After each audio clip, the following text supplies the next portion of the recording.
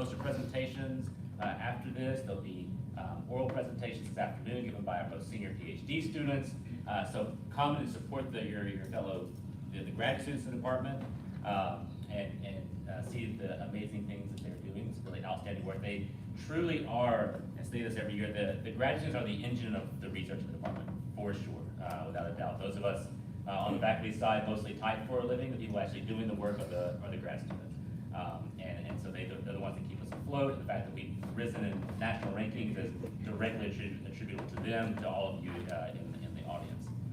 So make sure you show them support and come see the exciting things they're doing.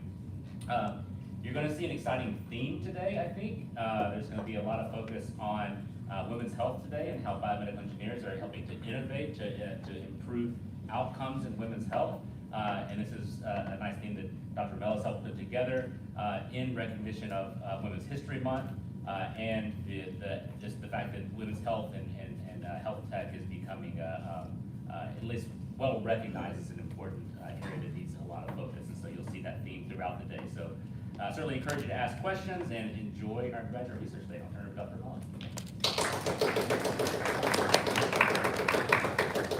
Okay, so welcome everybody. So today we have a treat. Dr. Irina Larina is the speaker for women health. Her research has reached pretty much everybody. She's super famous in the domain of optics and women health.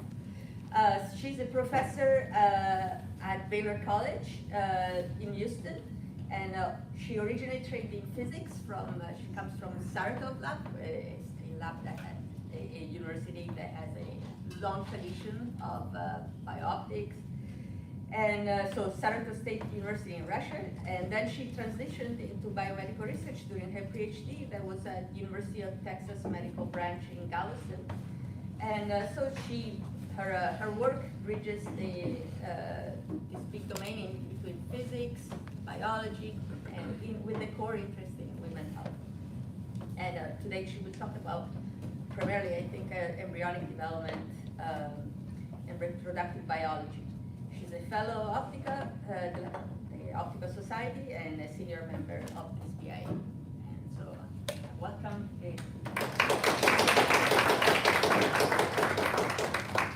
Okay, good morning, everyone. It's really a pleasure to be here. I guess a few little things I wanted to add to what you just heard, that I got to this country right before starting grad school, so went through lots of things which some of you can relate to. I had 2 kids, actually twins, second year in grad school. My husband is a scientist, meaning that we had to solve sometimes this two-body problem. So lots of subjects which might resonate with many of you. I'm here for the whole day. Whatever you might want to discuss, feel free to talk about it. So, but today I'm going to talk about projects which we developed in the lab, and particularly one of them. So my lab is at the Baylor College of Medicine, which is located within the Texas Medical Center, which pretty much is featured here. The largest medical center in the world. So more than 100,000 employees, then patients, then students, multiple medical schools, multiple graduate schools. Everything is located on a small territory, so it's a city within a city.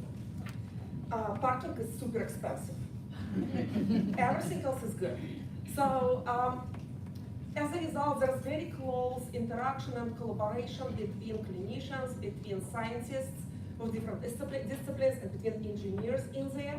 Now there's a major development as well, building so-called TMC3. So the idea is to bring also industry in there to the same area, so we can have biotech and some companies developing technologies for biomedical research and for clinics to the same location. So the goal is interaction. And the projects developed in my lab are also as a result of this interaction. So you always start with something you know of, Then you hear, you start to implement, but you're always exposed to new ideas, you're exposed to new problems. The studies in my lab are cross-disciplinary. We have molecular biology side of the lab, traditional PCR machines and Western blots. There is research with animal models, and there's also an engineering optical labs. So there's a timestamp on some of these pictures. I think like those masks are always going to be signature of a particular time, so you know when they were taken. But the approach is really to take scientists from different disciplines, whoever is brave enough to join our effort, and whoever is, I guess, excited enough about questions to agree to be always uncomfortable, or at least for some time to be uncomfortable with the subject, to be not to know enough, and then just to learn from everyone else. So we have computational scientists, we have biologists, we have physicists, reproductive physiologists, and then now also a clinician, and everyone is learning from each other. Everyone is trying to empower everyone else by sharing what they know and training everyone else. And everyone becomes essential. So in academic research, still labs cannot grow enormously, and particularly we don't have undergrads. Well, we now have one undergrad from Rice University, but still, everything is limited, meaning everyone becomes professional in whatever they do, and they grow to carry this expertise to the world, but by being pretty much the only professional. When they leave, it hurts a lot, because they know so much and no one else does. What we are focused on primarily is on studying questions in the area of developmental biology, primarily developmental biology, until somewhat recently we shifted also in the area of female health, starting from developmental biology questions. We love imaging. Imaging is a major component. We love developing imaging methods, and particularly imaging contrast. So taking something that is invisible in the images and then converting it into a contrast, extracting information from dynamics of pixels or from intensity variations, from some other factors which are directly not seen. So over the years, we worked with, mouse is #1 model, but we worked with Drosophila a little bit, we worked with zebrafish, planarian worms, skates. We have a paper on lizards, but now it's pretty much mouse, and I guess sometimes we have fun. Very few of those things ever got published, but everyone involved truly enjoys the experience and we learn something. But we do have a paper on lizards, and outside of mice, I think this is it. Everything else was just for our own enrichment in this area. A project I'm going to talk about today was an accidental project or an incidental project. When moving through, like, again, everyone is busy, we have to get funding, we have to get trained. We just looked at the process for someone else, just for collaboration, and then got carried away, and then converted it into a fun project, and then converted it into a more serious project. Then a graduate student decided to focus his Ph.D. thesis on that subject, and then eventually it became a very well recognized direction, and right now we actually have multiple grants to support it. The project is focused on the subject of female health eventually, but all the processes which I'm going to talk about are shown on this diagram. I can promise you that you're going to learn something about female physiology, regardless how much you know on the subject or you don't know, but everyone is coming out of this room today enlightened by what's happening inside female body, how complex and fascinating it is. So to orient everyone on what we know on the subject, or what we knew, or what community knew on the subject, when we started that project about 10 years ago. So what you see here, what do you think is this? Any ideas from the last row? So this is where, this is the row which is closest to the food, furthest away from the screen, perfect place to just perfectly wake up with the breakfast. Okay, what the last row thinks about it? What is this? Louder. Ovulation. Okay, this is a female reproductive system which also has ovulation in its feature. Yes. Okay, who knows what ovulation is? Like, what does it refer to? What is ovulation? Okay, first of all, let's start it this way. Who has heard the word ovulation previously in their life? Perfect. Who has not? Perfect. Okay, so who truly knows what it means? Oh, come on. Okay, you know some idea. Okay, you know that it involves probably. Okay, anyway, let's arrange everyone. You're going to know something now. Okay, so we have a female reproductive system in here. This is a uterus, fallopian tube, ovary, right? So in the process of ovulation, an oocyte, everyone knows what oocyte is. Same thing as an egg, right? So you need an egg, you need a sperm, they come together, and they produce life, right? Okay. So we have the process of ovulation from the ovary, right? In humans, as well as in other species, from the follicle. Okay, I'm going to use my mouse here.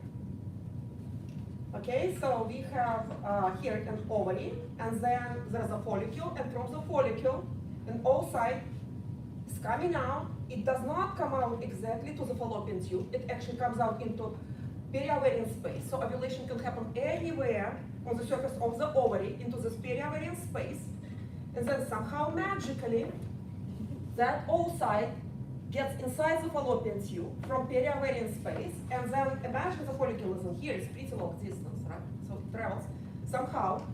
So the way it travels is by fimbria of the fallopian tube. So this is the fallopian tube, this is the fimbria. They travel around, pick up oocytes from the ovulation site. So now they're within the tube. And then so this is at the same time spermatozoa travel. Everyone knows what spermatozoa are. Everyone knows what sperm is. Who does not know? Okay, good. Okay, good.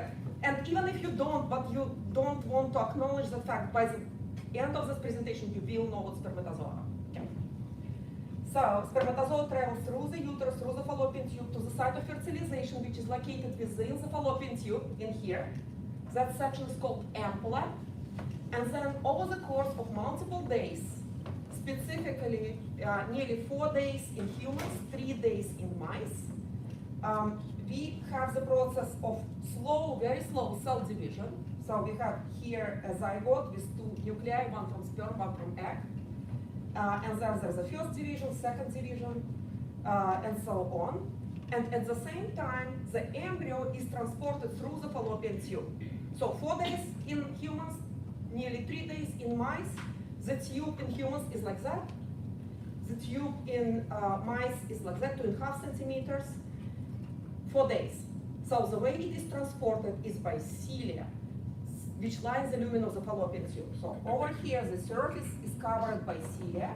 Cilia are hair-like organelles which beat synchronously, or like beat in coordination, and they create these microflows which move embryo through the fallopian tube to the uterus for implantation, and then it's enough time, just this 4 days is enough time to go through the tube like this by this beating.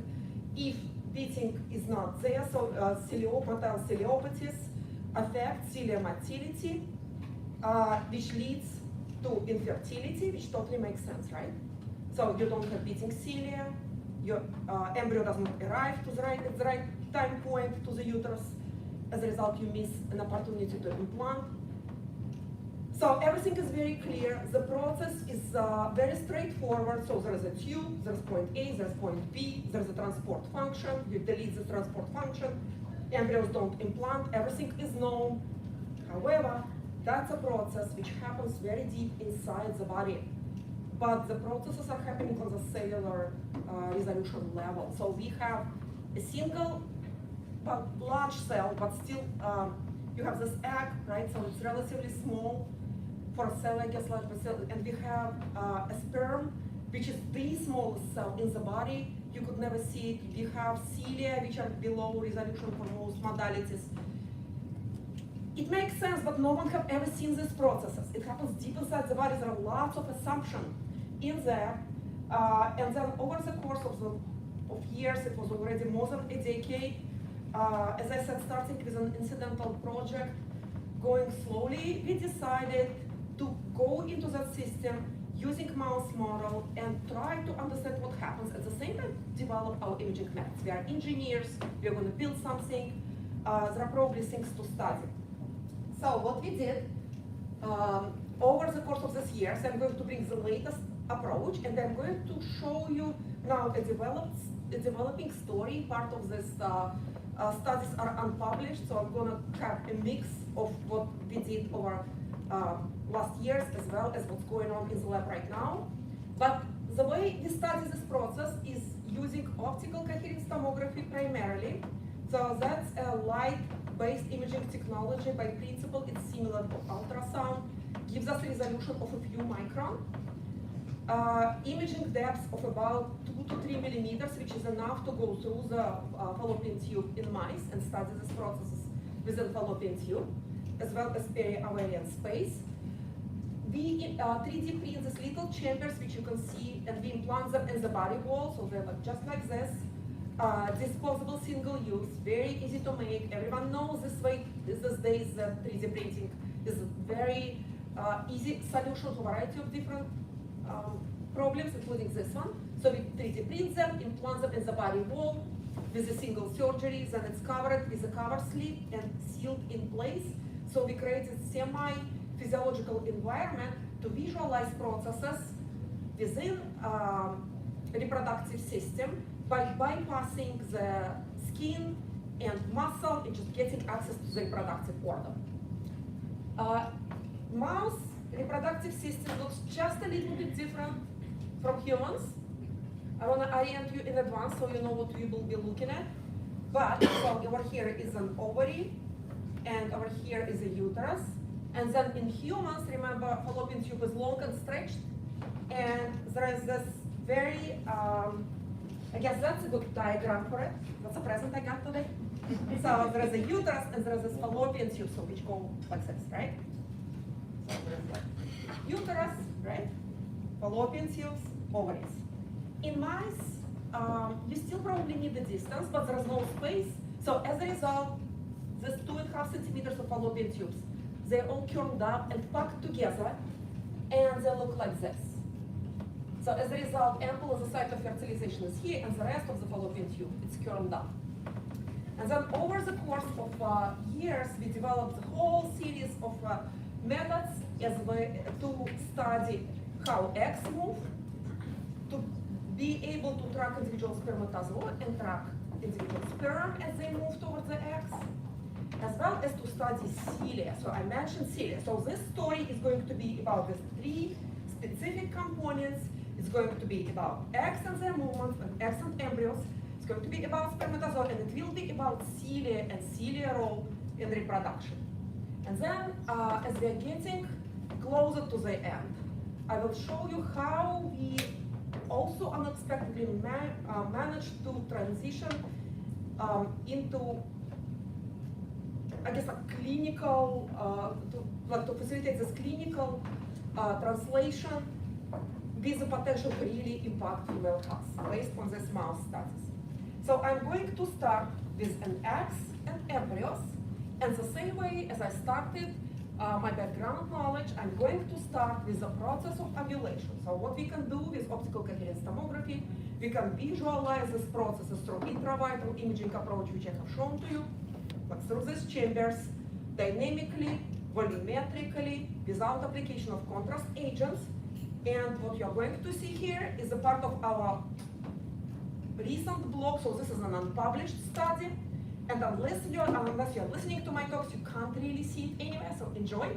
We believe this is the first in vivo volumetric dynamic imaging of ovulation in its physiological environment. So what you're going to see here is that's an ovary, that's a follicle which is going to open. That's a cross section, that's a volumetric view. The time is in minutes, seconds, and that's a spatial scale. The outside is going to look like bright ball, so over here. The dark ring around it is zona pellucida, and these are cumulus cells, which support early stages. So first of all, they protect, also serve against polysperm and serving this protective pocket, and usually all sites are ovulated as well as transported to the fallopian tube together with a cumulus cell cloud around them. But now watch and enjoy. Okay, so what we see here over time is an opening in the wall. You can see in here and also in here is an opening, and then nicely, slowly, peacefully, all side is out. So ovulation happened. So it took a while to capture it. A moment in time, imagine a humongous ovary, considering our field of view in there, so being able to optimize these protocols took some time, and we watched them so many times and then figured out a way to consistently getting these videos over and over and over and over again. Looked fascinating, and then they're like, yeah, we need to publish it somehow. Did you make any discoveries? Not really. Right? So, okay, this is really cool, but it's more like traveling to Mars. You go to Mars, and like, look, there are hills, look, there is sand. Didn't we know it? Kind of, yeah.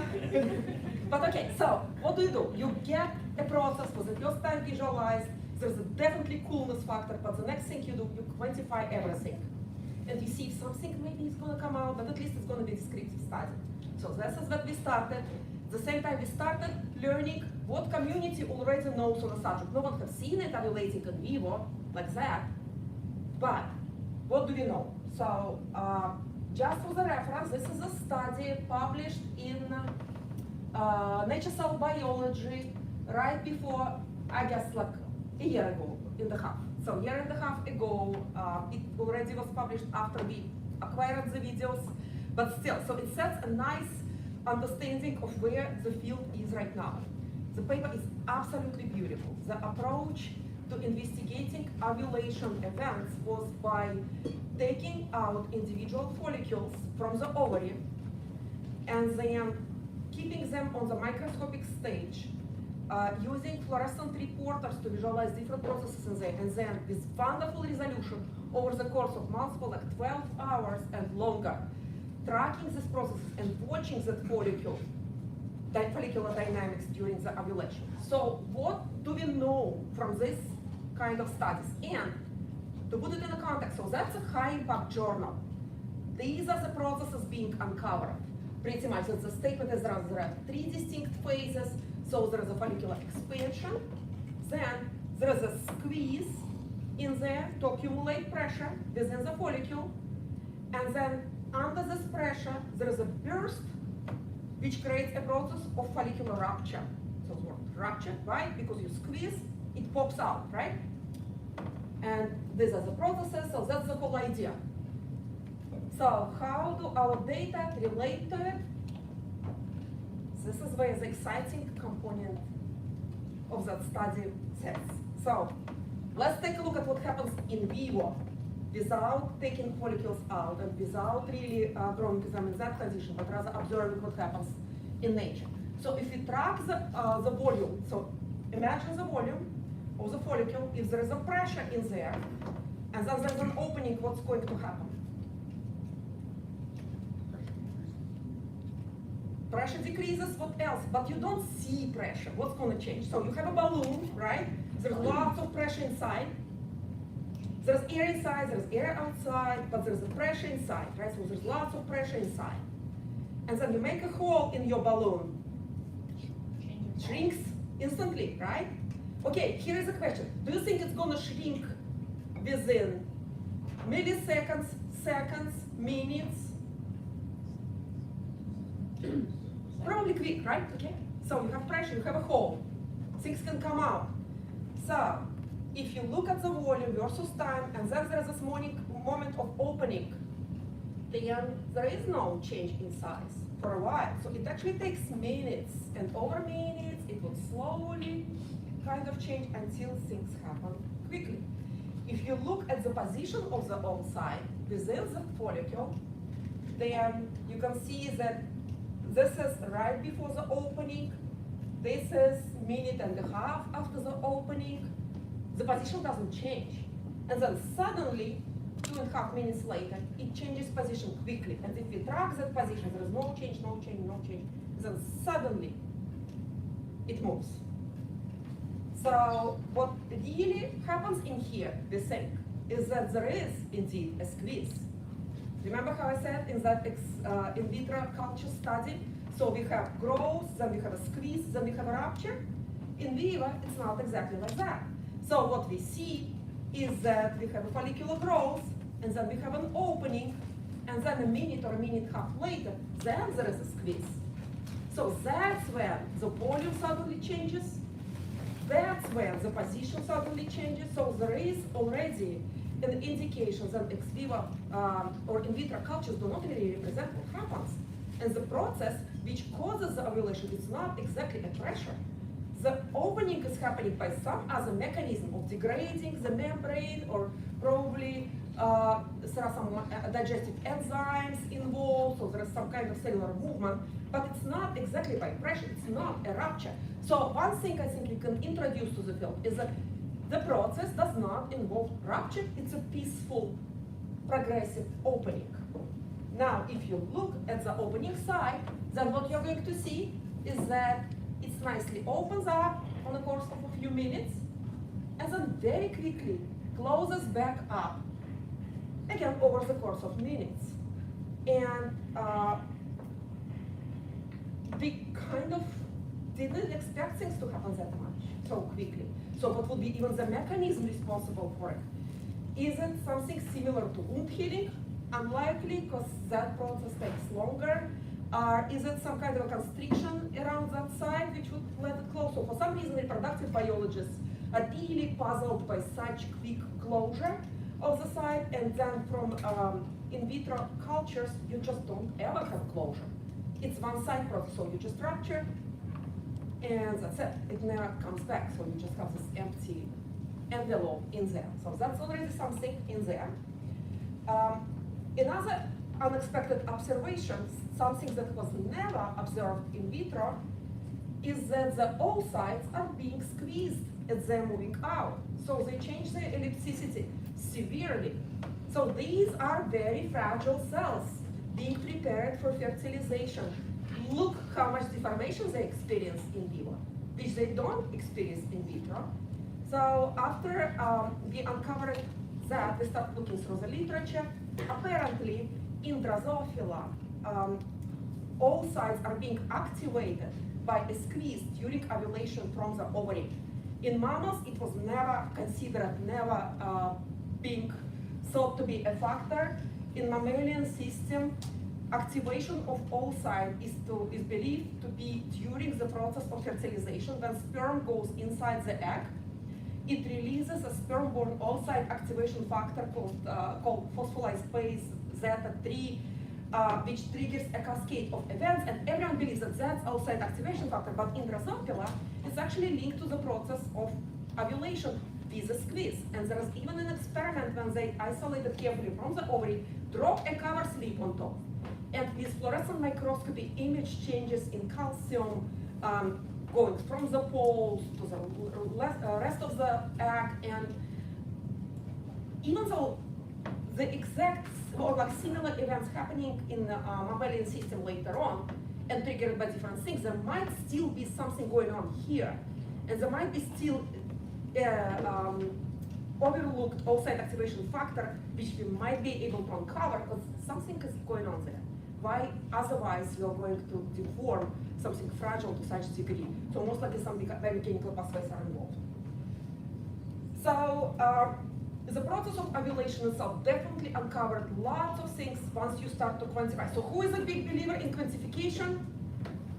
Good, okay, guys, so every time you get something out and it's biology related and you're not sure if anyone cares, quantify. Numbers, and then compare, and then numbers might really reveal something. So without quantification, we would never know what's going on in here. So we talked about the process of ovulation itself. An interesting observation came out from observing events which happen during ovulation, not exactly in the ovary, but observing things around. So what we observed are strong pulsatory flows coming from within fallopian tube, from infundibulum to the periovarian space. So what you see here is the infundibulum is in here. That's the periovarian space. That's an ovary. So remember that oocytes supposed to travel from ovary to the fallopian tube. However, the flows are in opposite direction. So what happens here is that the fallopian tube is pumping a lot of liquid into periovarian space. So we try to understand that process, what happens in here, and we track volume dynamics during this time. And it turned out, so the periovarian space, the volume is labeled in green, the ovary is in pink. And the important message here is that right prior ovulation, so right before the oocytes are released into periovarian space, the periovarian space is really, really small. Then they're being released, and during this moment, fallopian tube starts to pump fluid into periovarian space, expanding it enormously. And then right after the oocytes are transferred, the volume is back. We also know that periovarian flows change severely, most likely ovulation themselves. So something in those follicles is triggering these events. So if you track the flows, these little red vectors show you the flow velocities within this space. So just during ovulation, you can see how much the volume expanded, and the flows become much stronger. And then the moment oocytes are transferred, the volume is small and the flows start. And the flows stop in here. So what we decided to do, so what brings those flows? The most intuitive thought is that in order to pump those flows, you need smooth muscle contractions in the fallopian tube to expand the space, right? So what we did, we pharmacologically inhibited smooth muscle contractions in the reproductive system, and then indeed, with the inhibitor, so with inhibition, the flows reduced, the volume didn't expand. And then another observation is that oocytes retained within the periovarian space. So we think that we actually uncovered a new mechanism transferring ovulated oocytes from periovarian space to the fallopian tube. Remember how I told you about the fimbriae which travel around and pick up eggs? Everyone believes in it, but no one has seen it. And then I tried it a few times. Every single clinician sincerely believes that's what's happening. And despite of this being a mouse, not a single clinician ever questions this data. And now they believe differently. So these observations, even before publications, are now going into reproductive biology courses to influence clinicians, and biologists are being taught about ovulation and oocyte transfer. So then this is how individual oocytes, one by one, are being transported to the fallopian tube really quickly. So you have a timestamp in here, and you can see this swallow. So this is the infundibulum portion of the fallopian tube. That's an egg. So there's a separate part which I didn't include in here, how they get transported to the entrance. So what we believe, it's a flash. So it's really like pump, pump, pump, flash. Pump, pump, pump, flash. And then as they're being flashed, that's what's happening. And if we are tracking the dynamics of the infundibulum wall in here, which is shown here in two colors, blue and purple for every time point. So you basically see 2 time points overlapped for each time point. And an orange one is 4 seconds prior to the blue one. These middle panels are the most interesting ones. So what you can see here is how there is a suction pocket which is forming right in front of the oocyte. So there's an expansion, and right after there's very quick movement of the oocyte into that pocket, and then look in here, it closes right after. So the mechanism of the movement and taking it up is really a smooth muscle related again. So remember, so there's a smooth muscle function to pump. There's a smooth muscle function to create a suction pocket and move it into. And as I'm going to show you, there's a lot of smooth muscle function later on through the fallopian tube, which completely have not been recognized prior to this study. So what happens later? So now we are moving to a study which was performed a few years ago now we are within the fallopian tube. So this section of ampulla where said fertilization takes place, we know that humans usually have one embryo, right? Mice have multiple in the litter, so as a result you're going to see multiple ones in here. But we are looking within the ampulla, so this is in standard view. This is the fallopian tube I was talking about, looks all curled up. Okay, just in case, what time do I finish my talk? If, 10. Okay. Okay, have time. Okay. Okay, so this is a section where fertilization takes place usually. This is the rest of the tube to travel through over the course of, as I said, like about 3 days. These are individual oocytes which are being segmented out as red dots, but we're looking at the cross section just so we understand what's going on in there. Again, these are oocytes, this dark ring zona pellucida, and these are cumulus cells around it. We have 1, 2, 3, 4, 5 probably in here. The time scale, so what do we expect? We know that there is a tube of 3 centimeters, or like 2.5 centimeters, like that, right? 1 inch. And you have to cross this 1 inch over the course of 3 days. What do you expect? And the process is driven by cilia, which lines the lumen of the fallopian tube. Okay, you expect a very slow progressive movement, right, on your time scale. The time scale is in minutes, seconds, milliseconds. That's your clue. So it's not going to be that. So on a scale of minutes, seconds, milliseconds, there's actually a lot of movement in there. Lots of movement, way more than anyone expected. And then by now, we actually know that this movement is facilitated by cilia, which lines the lumen of the fallopian tube. But if we track them, then we know that oocytes are not going anywhere. They're pretty much staying in the same locations. They follow these trajectories over and over and over again. And then we already disrupted the cilia dynamics genetically, demonstrated that the spinning is going to stop if we stop the cilia.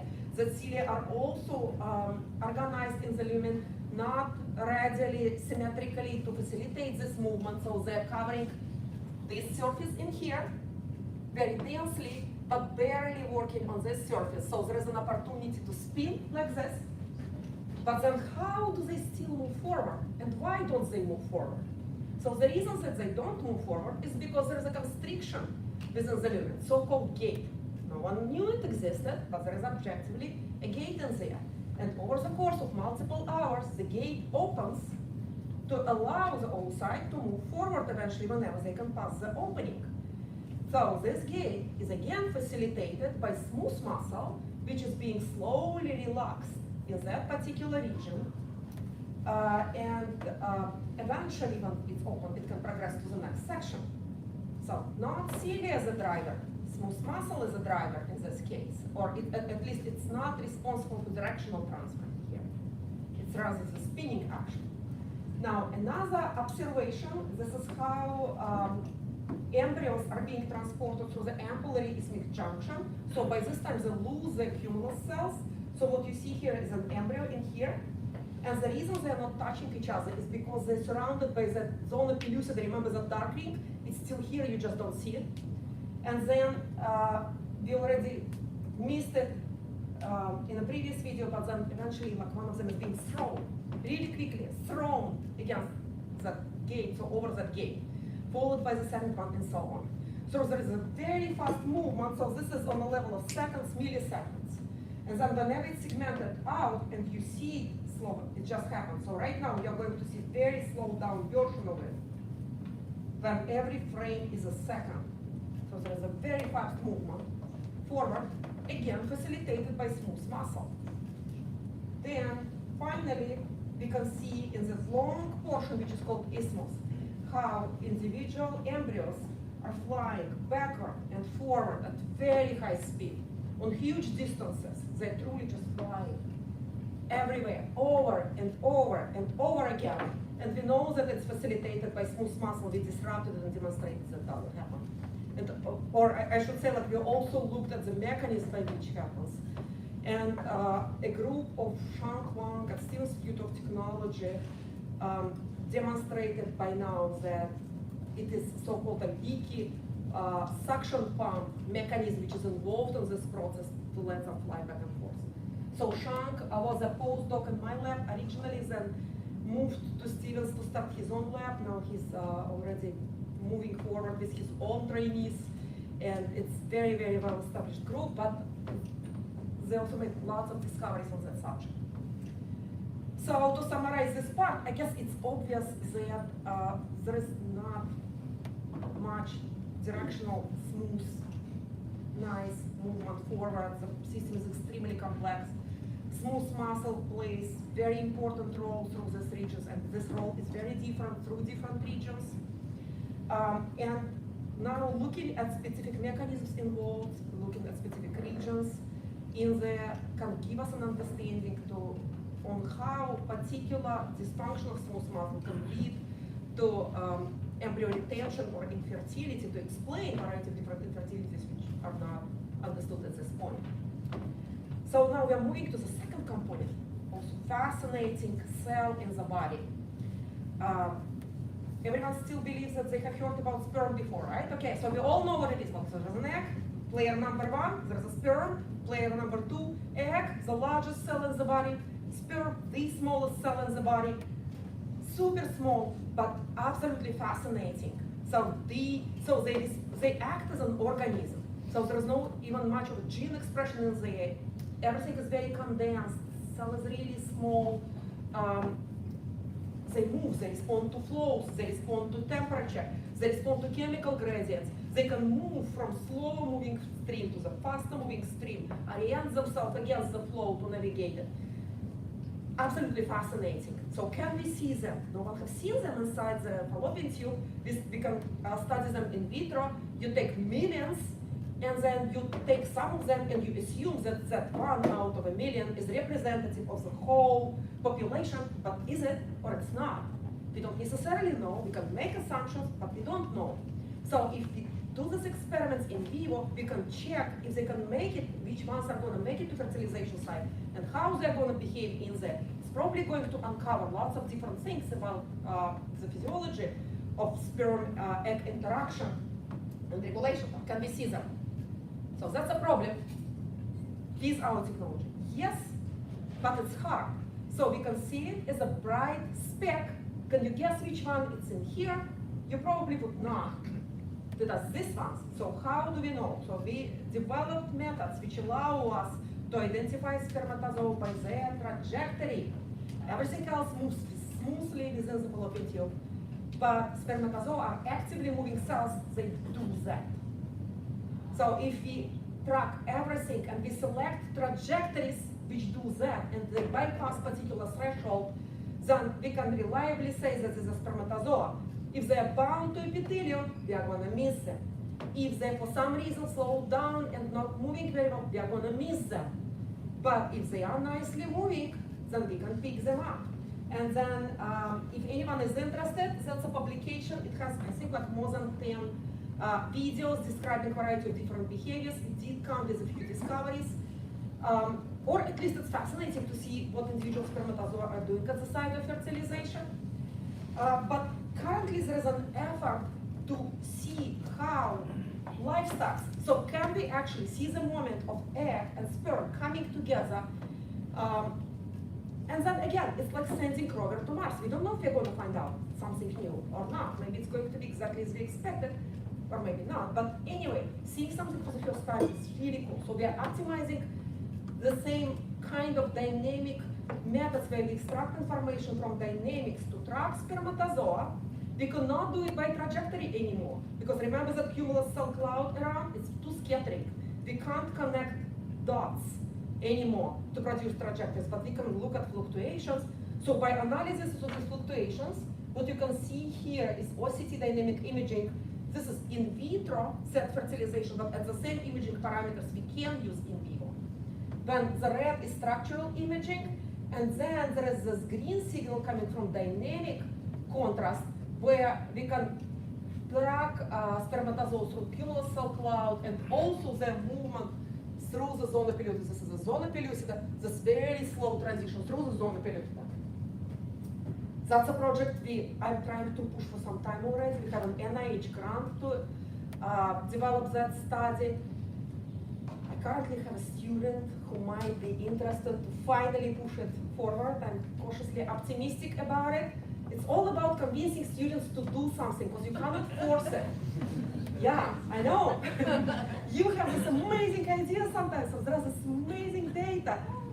You have to get people excited about it. If they don't want to do it, it's not going to happen. So that's what's happening with this project. There are too many exciting things to focus on that. But I hope that we would be able to re-image fertilization in vivo first.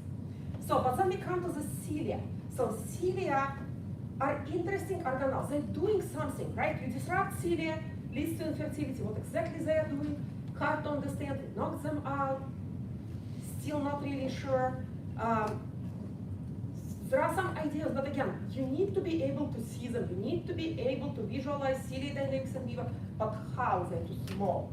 They are about 300 nanometer in diameter, about 5 to 10 micron in length, but then just too thin. So below our resolution, but we need our imaging depth still to reach them, because they're within fallopian tubes. The only way to study them would be to take fallopian tube out, open up, expose the lumen, look with whatever type of microscopy you want, and then look at the dynamics and then do something, but then the environment is disrupted.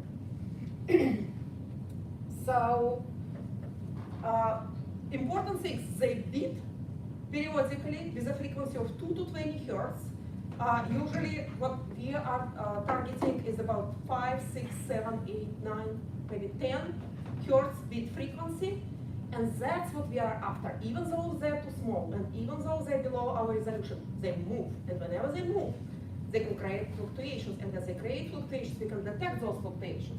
Another interesting thing, if you look at cilia, they're not just beating. They are beating with a phase delay between them. So it's not the exact beating which creates a movement of the matter along the surface. It's actually the wave which they create together, and you can see this wave moving along the surface.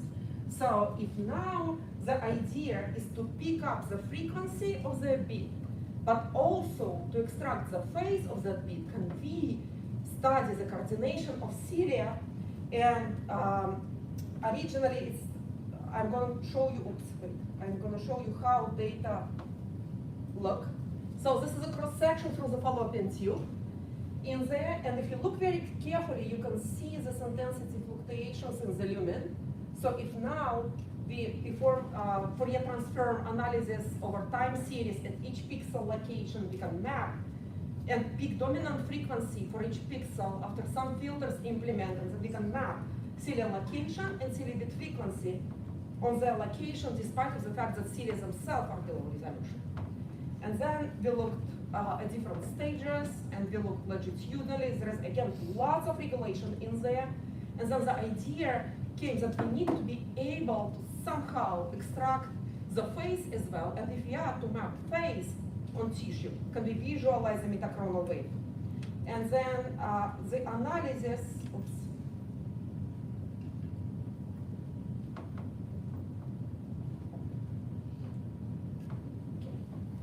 Okay, the analysis, I'm going to show it first with microscopy as a principle, but then imagine this is a ciliated surface. This is how cilia are going to look in microscopy images.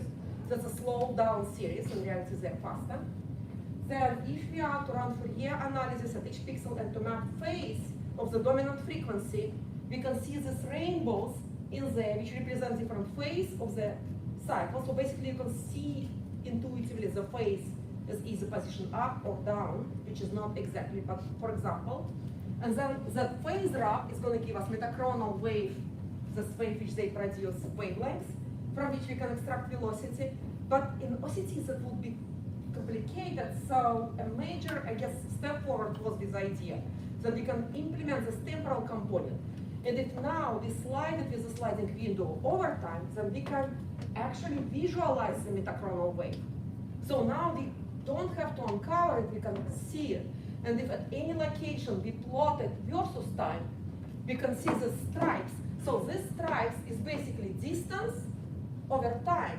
And distance over time is a velocity. So we can directly map and visualize intuitively metachronal wave velocity at any position which we image, and it works with optical coherence tomography the same way as it works with microscopy. despite of not being able to see on any of those waves. So what you can see here, again, is a cross-section where we perform ciliary frequency mapping, the same way of slicing. And if you look at it in time, so this is a cross-section, this is a phase map, then you can see the stripes, which gives you direct, very intuitive view of what's going on in there. So every time you can see a cluster, it means cilia are beating together at the same frequency in this location. And every time you can see a tilt of the line, you know the velocity at which the wave is created through. And the peak, I guess, on that subject is this volumetric mapping where we can map metachronal wave velocity in time and space. And you can visualize it here at location, it's a small fragment. And then if we crop everything out, we can visualize it volumetrically in vivo through the wall of the fallopian tube in a small location, yeah, because technology is relatively slow for us to image large volumes at such frequency, but we keep going with it. So an intuitive thought as a next step, like, yeah, that's wonderful, you learn so much about mouse physiology, and you do it in humans. And for a long time we would say, like, no, it's a tabletop system, you can't really take it in humans, the organs are way too large, you could never know. We can learn a lot from mice, let's just stay there until we recently, or like a few years ago, got inspired by the talk by Jennifer Barton at Optica by Photonics Congress conference that we followed up later on and set up a study together. So Jennifer Barton develops fiber-based optical scanners for fallopian tubes, which they call falloposcopes, which are designed to search for cancer cells, ovarian cancer cells which originate in fallopian tubes, based on their fluorescent signatures. And the scanners integrate optical coherence tomography and fiber bundle to extract information. So we discussed it and we found a way to set up a study on the interface of our lab expertise. So half of the team is Jennifer Barton's team, and Avery and Joseph are from my team. And we are looking at the physiology of cilia within fallopian tube of humans now, in human samples, freshly extracted human samples from surgeries, and then cilia look exactly the same in human fallopian tubes as they do in mouse fallopian tubes. So you can see here microscopy and you can see these fluctuations. And also in OCT signals, you can see these fluctuations on the surface, and we can extract this information very nicely, which brought us, I guess, to the next challenge. Or you have to get it funded, you have to find a way to move forward with this. And so I'm like, yeah, amazing technology, but what can you do? How do you change? How do you make a real change for society? So we went to our clinician collaborators and we asked them at two different sites at the University of Arizona and in Houston, where we are, so there are now two sites, and both clinicians told us exactly the same thing when we asked them what would be an important disease to focus on for all of us to make a difference, like what would make a difference? And both of them said exactly the same thing, endometriosis. And this is probably the first time I truly paid attention to how big of an issue it is. That was the first time I actually understood what endometriosis is after being in the field for so long. Well, I guess a decade by now. And that's the first time I understood to what degree female health is under-investigated and understudied, and that's an example. So endometriosis is exceptionally common. How common it is, no one even knows, because it's so understudied, underdiagnosed, and under-investigated. It affects at least 10% of women, depending on what sources you look at.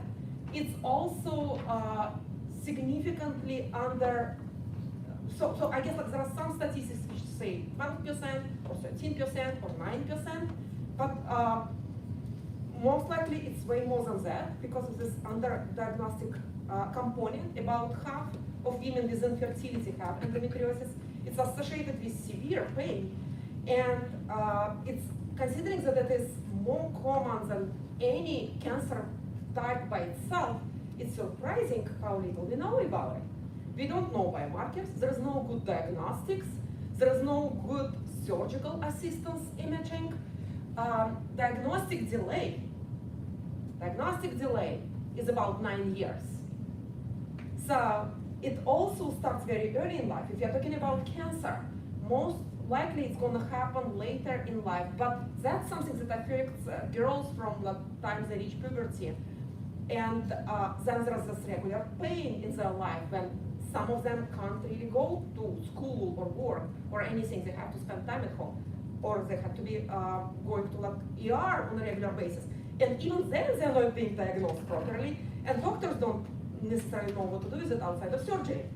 So CV seems to play some role in it, but cause effect is not understood, so we decided to focus on this field. But if you're going to take one message out of it in regard to endometriosis, I would recommend to seriously look at it. You are our future of our healthcare in academia, in industry, in government, in practice. So that is a good system to focus on. And in general, female health is also an opportunity for industry development. Women can pay for their healthcare. So even developing industries for females' health is gonna pay off. And it is also an amazing opportunity to develop technologies and developing tools, what I guess all of us like. So with that, I am going to transition to a final conclusion of that study. So pretty much whatever you know from books, unless it's been looked at, most likely lots of things are wrong. It's just an intuitive understanding. So if you read something in a textbook, doesn't have to be true. We actually got invited last year to rewrite a chapter for developmental biology textbook by Gilbert, which is the textbook of developmental biologists. So I have actually a few copies over years, but that's, you know, it's a developmental biology Bible. Okay. So now we are going to be in there in the next edition with updated information on the subject. But important thing is, it's a great opportunity for engineers to make a difference. Female health in general is a very important factor. So if you want to make impact, if you want to do something that means something, that's a great area to focus on. And it's also an area with very, very little competition. So you can always feel, you know, you can navigate your research project based on what you like and what you want, rather than whatever you have to do to get it published or to graduate or to move forward. So with this, I pretty much just wanted to thank my team and collaborators for exceptional and the funding. The team is absolutely wonderful. It's really hard to bring good trainees. We are not doing things graduate students are coming to graduate school to do. So every person joining the lab had to be brave enough to go into something they didn't plan for. All of you, when you got your application together and you applied to graduate school, you're supposed to be focused. And everyone was asking, like, okay, what do you want to do? What do you want to study? What are you interested in? Is a particular lab? It would never be this lab, because it's just one like this. Everyone else does different things and they are dramatically different. So I want to thank my lab for being that brave, for being unfocused scientists, proudly joining the team and now pushing the frontiers together. So with this, I was a little bit over time, but not too much, okay?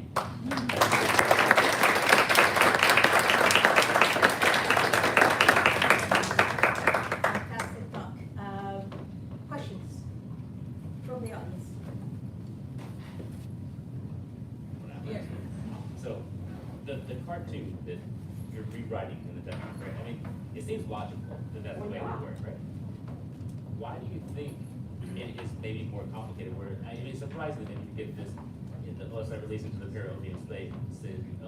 ovarian space, and then it kind of has to migrate, circle around in the fallopian tube before it finally goes through and migrates. So why all of this extra stuff? We can always speculate. One of them could be regulation. So the environment has to change.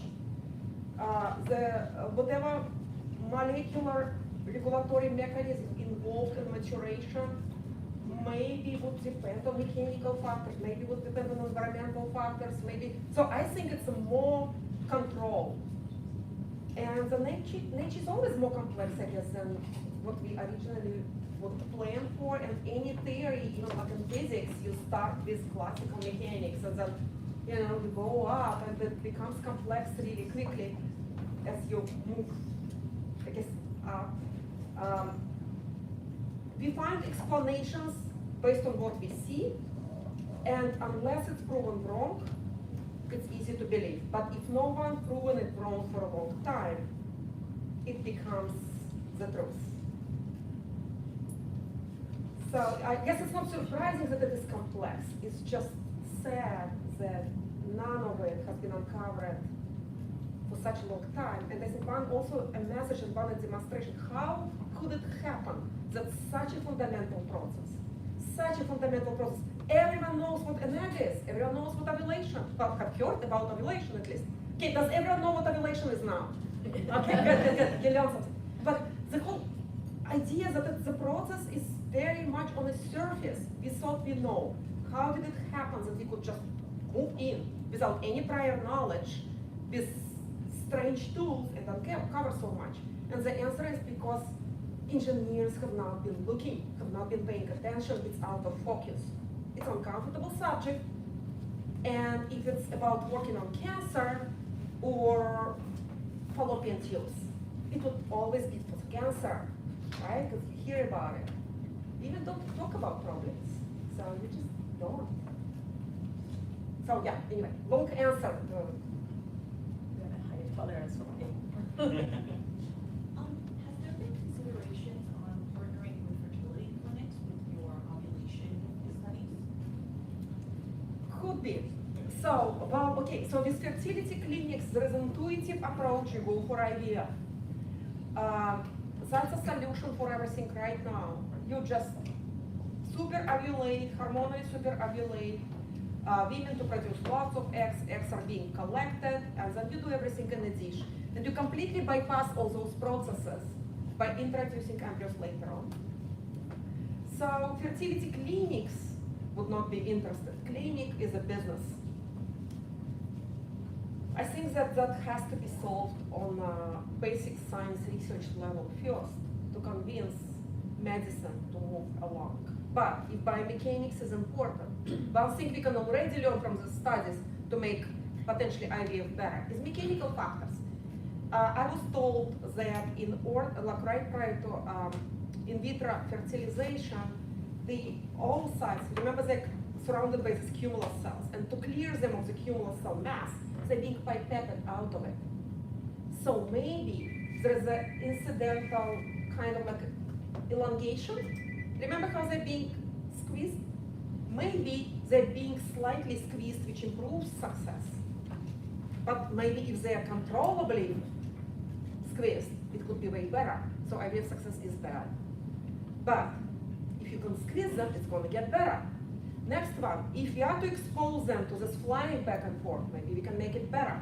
So that component may be for clinics, but it could be solved first on the basic research science level. But yeah. I was just wondering, what are the future implications on a larger scale of the fact that now you know that these eggs are traveling so much faster than what we expected before? So there's so much more dynamics as opposed to the slow progression. What is the implication of that? Okay, so as I said, like yes, so we can model what nature does, even if we don't understand why. The assumption that if all of this is there, then maybe it's important. So if we are to measure all the mechanical, I guess, stresses, and we imitate it in flow chambers, and we expose them to the same mechanical stimuli at the same time points, then maybe we can make it better for IVF. But maybe we can even rescue some of the pregnancies if we understand why particular processes will happen. Like if it is, for example, an embryo retention, because smooth muscle being too tight, maybe just some kind of. The same way we handle, I guess, asthma, or we handle other muscular disorders. So asthma is for ciliated cells or secretory cells, but we can affect processes if we know what to affect. Maybe we can rescue some of the pregnancies. Not everyone wants to go through IVF. But what I want to stress out here, female health research is not just about pregnancy.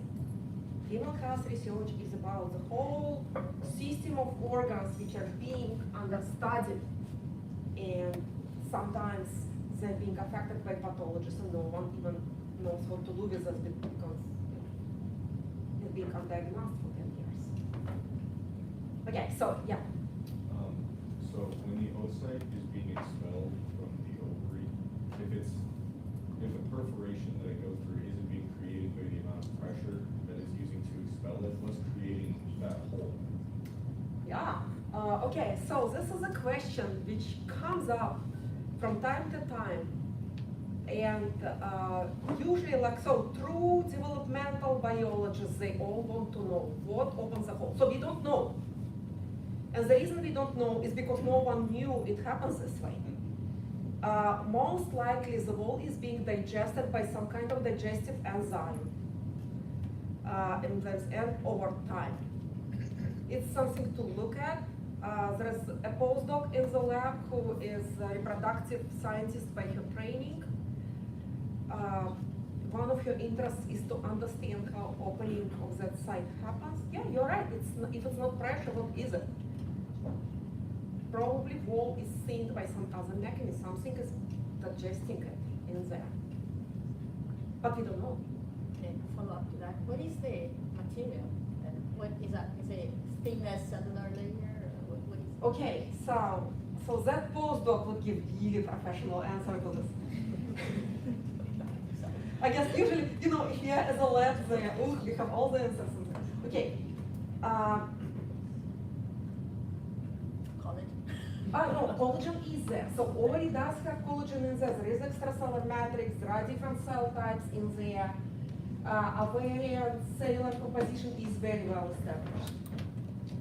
Smooth muscle cells, I guess, are also in there. This is the extent of my engineering knowledge.